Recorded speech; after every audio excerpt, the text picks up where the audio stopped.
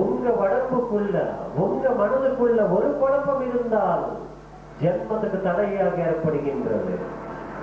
ஒரு பிறப்பு நிகழ்ந்தால் அந்த பிறப்புக்கு தேவையான அனைத்து வகை நீங்க அடைய வேண்டும். நிறைய பேர் இப்ப பெரியவங்க நடிப்பாங்க. ஏன்னா நம்ம காலத்துல எதாவது ஐஸ்கிரீம் இல்லையே. இப்ப நம்ம குழந்தைங்க நம்ம உடனே கூட்டு ஐஸ்கிரீம் வாங்கி கொடுக்குறோம். ஆனா நம்ம அந்த ஐஸ்கிரீம் சாப்பிடல. அப்போ மனசுல நினைச்சுக்குவோம், இந்த ஐஸ்கிரீம் ரொம்ப நல்லா இருக்கிறது. ஆனா சாப்பிட்டா சளி பிடிச்சிக்கிட்டு ஒரு பையன் உள்ள மனசுல.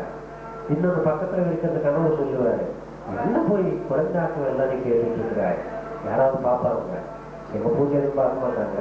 இந்தியாவில் சொல்லுவாங்க, எங்க பூஜை நம்ம தாராளமா சாப்பிட்டுக்கணும், ஒரு தப்பு கிடையாது இல்லையா. ஏன்னா அந்தந்த நாட்டுக்கு தகுந்த அமைப்புகளை வச்சுதான் உலகம் ஓடுகின்றது அல்லவா.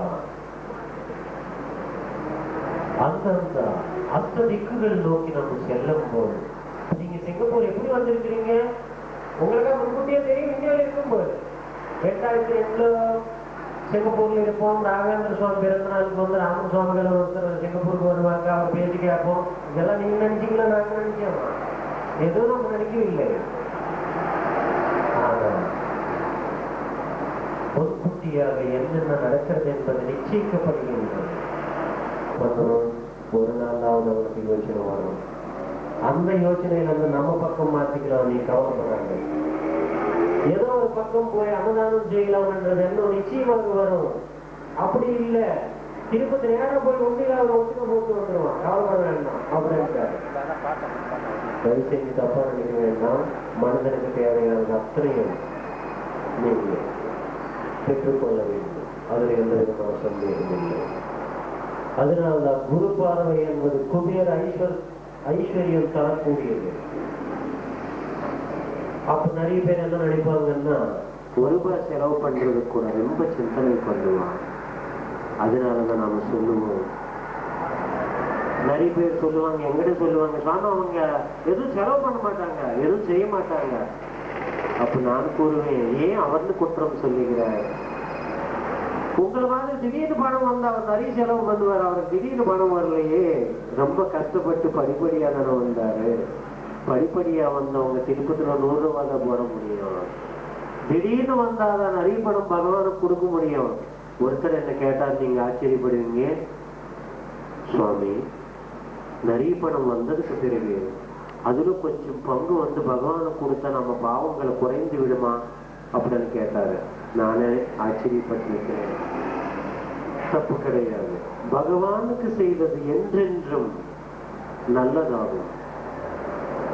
ஒரு குருநாதர் சொல்லுவார், பகவான் ஸ்ரீ ராகவேந்திர சுவாமி நீங்க நினைச்சுக்கீங்க, அவர் மாஞ்சேர கிராமத்துல மந்திராலயம் வேணும். மந்திராலயம் அதுக்கு பிறகுதான் ஒரு மிகப்பெரிய இடமாகும், ஒரு மிகப்பெரிய புண்ணிய கஷேத்திரமாக மாறிவிடும். காசி திருப்பதி போன்ற ஒரு திவ்ய கஷேத்திரம் கலியுகத்துல ஆகும். ஆனா அன்னைக்கு மந்திராலயம் சொன்னாலும் யாருக்கும் தெரியாது. அதனால மந்திராலயத்தை சித்த பூமி நாடி போறார்.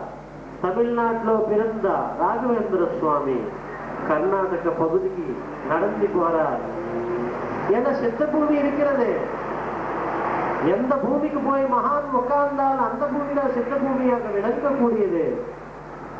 ஒரு புராண வரலாற்று வாமன புராணத்துல இருக்கிறது. பகவான் வெங்கடேஷ் பெருமாள் முதல்ல பூமியா தான் இருந்தார். திருப்பதி முதல் கஷேத்திரம் திருப்பதியில்தான் இருந்தாரா. பக்தர்கள் எல்லாம் நடிச்சாவே ஓட ஆரம்பிச்சுட்டாங்களா, பகவான் கீழே இருக்கிறாரு. இதுல சிலர் என்ன பண்ணிட்டாங்கன்னா, பக்தி சிரத்தைகள் இல்லாமல் நடிச்சாவே ஓடுறாங்க. இது என்னடா நடிச்சாவே ஓடி வராங்க? பகவானுக்கு ஆச்சாரம் பிரதானமாகிறது அல்லவா. பகவான் இருக்கிறத இடத்து ரொம்ப சுத்தமாக இருக்கணும். அழுக்கப்பட்ட எண்ணங்களே இருக்கக்கூடாதுன்னு சொல்றாங்க. மனசே தூய்மையா இருக்கணும்ன்றாங்க.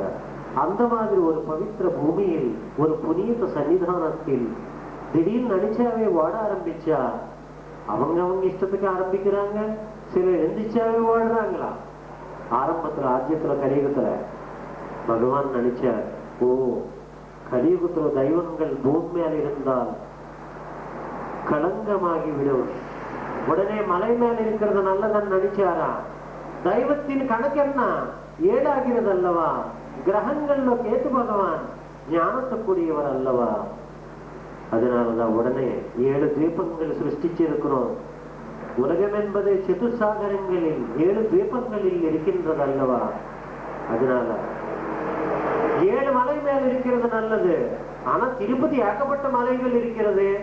7 மலைகள் எப்படி பகவான் சங்கல்பம் மாத்திரமாகிறது அல்லவா? உடனே நினைச்சார் அவரை, ஓ 7 மலை டிசைட் பண்ணிட்டார். கீழே இருந்தா நமக்கு கலங்கம் ஏற்படும், அபச்சாரத்தை கொண்டு வந்துட்டு இருக்கிறாங்க. உடனே சதாச்சாரத்தை நோக்கி நாம் செல்ல வேண்டும். அப்போதான் திருப்பதி என்றது திருமலையாகிவிட்டது. திருமலைக்கு 7 மலையாகிவிட்டது. 7 மலை வாசனாகிவிட்டார். திருப்பதிலிருந்து நம்ம புறப்படும் போது கோவிந்த கோவிந்த என்ற நாமத்தை அந்த 7 மலைகளில் நிரந்தரமாக ஒலியாக வருகின்றது.